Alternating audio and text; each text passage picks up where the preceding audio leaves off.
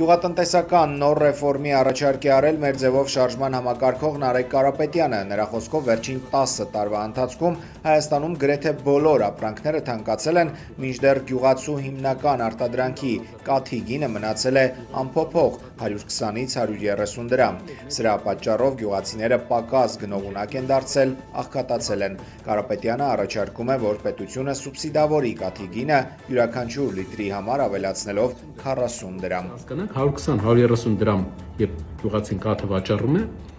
նրա շահույթը ընդամենը 40-50 դրամ է, քանի որ խոտի գին այլ ծախսեր եւ մեծ աշխատանքի արդյունք է, անասնապահությունը դժվար աշխատանք է։ Իսկ եթե պետությունը եւս 40 դրամ սուբսիդավորում է, նրա շահույթը գրեթե կրկնապատկվում է։ Այսինքն մենք ապահովելով 170, 160-ից 170 դրամ ստաբիլ կաթի գին անգամ մայիսին, հունիսին, հուլիսին, լավ սեզոնին կկարողանանք գյուղերին, գյուղատնտեսական տնտեսություններին, գյուղացիական տնտեսություններին տալ կրկնակի եկամուտ, եւ դա հեղափոխական ազդեցություն կթողնի մեր գյուղերի վրա։